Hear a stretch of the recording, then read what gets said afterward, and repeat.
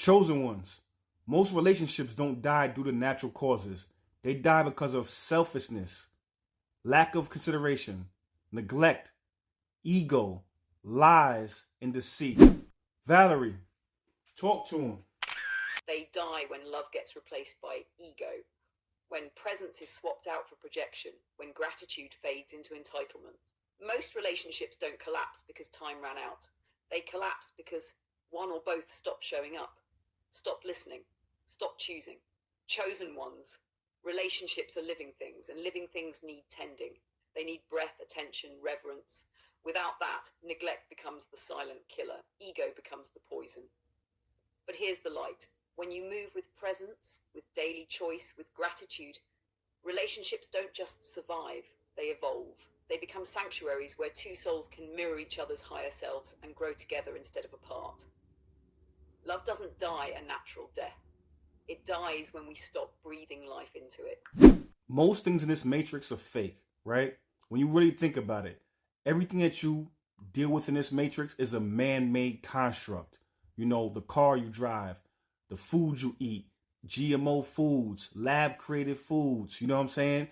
Even the water with chemtrails, and, you know, you look at the system as far as like, you know what I'm saying? You have dyes in the soil, dyes that leak into the soil and dyes that leak into the ocean.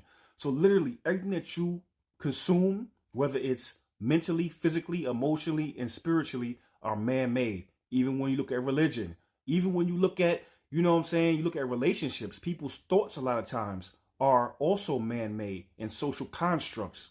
So when you find somebody that you can call a sanctuary, that you can call home, that actually is in contact with their higher selves and has a internal moral locus of control, internal constitution they created from the creator.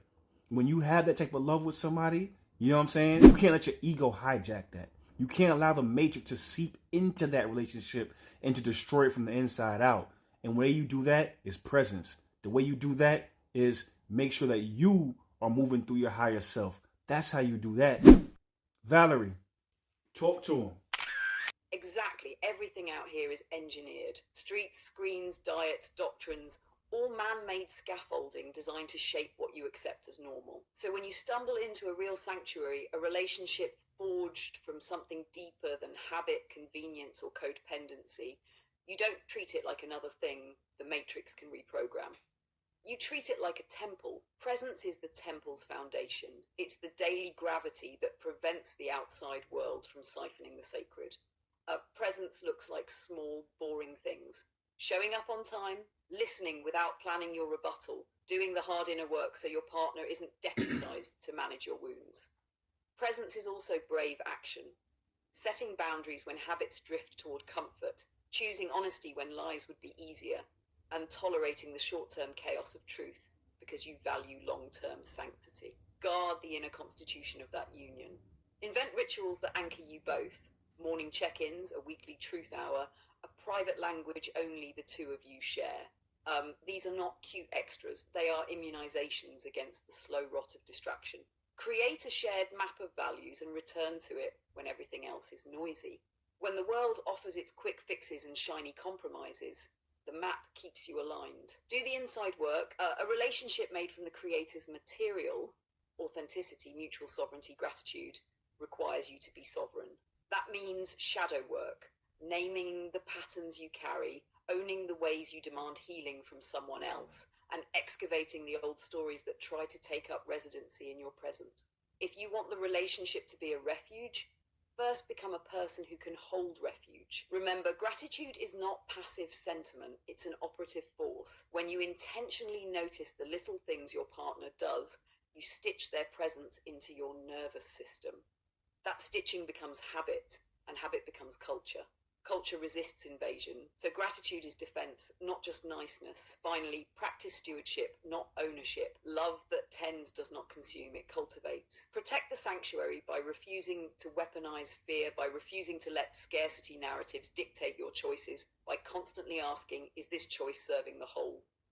When both people steward rather than seize, you build an internal economy of abundance that the outside world cannot bankrupt.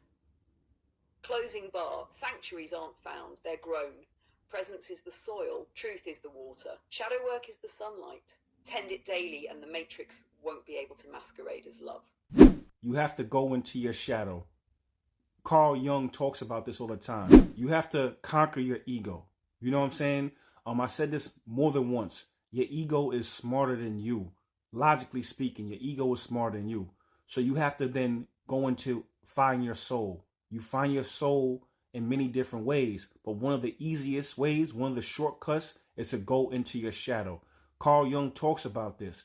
People are scared of their shadow because that's where all their fears lie. That's where all their broken hearts and broken heart lies, their failed dreams and aspirations, all the things that no one wants to deal with. You know what I'm saying? The scars, the wounds, they lie in your shadow. But conversely, that's where your love lies. Because if you can get past that, if you can get past the fear, the anxiety, the shame, that's where you find your deepest ability to be able to pair bond, to be able to love. That's where you find the integration of your ego at. You know what I'm saying? And the thing about integrating your ego is you have to integrate it because your ego is literally comprised of all the things that are anti-soul. You know what I'm saying? All the ways you were wounded, all the places that you were injured at that were meant to suppress your soul. That's what your ego is comprised of. So by you going to that shadow, by you integrating your ego, you are reintegrating the venom or the anti-venom to the venom. You're integrating the medicine into your soul. Valerie, talk to him. You are literally turning lead into gold. That's the alchemy. See, people think alchemy is about turning metals, but the true alchemy is turning the heavy weight of your ego into the light of your soul. Your ego is built from fractures, betrayals, shame, abandonment, all the ways the Matrix taught you to armor up and survive. And those scars become clever. Like you said, your ego is smarter than you because it learned every survival tactic to keep you from getting hurt again. But survival isn't the same thing as living. When you go into the shadow, you're not just confronting fear, you're reclaiming what the fear was protecting. The dream you buried when it got mocked.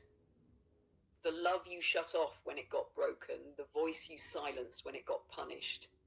That's where the treasure is. That's why Carl Jung said the gold is in the dark. And integration doesn't mean killing your ego. It means putting it back in service.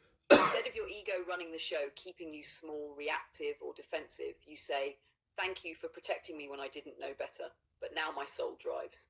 You can ride shotgun." When that happens, your ego becomes a tool, not a tyrant.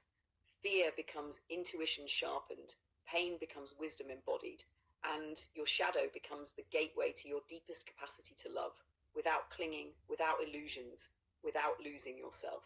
Closing bar, your ego isn't the enemy. Unintegrated, it's a jailer. Integrated, it's armor.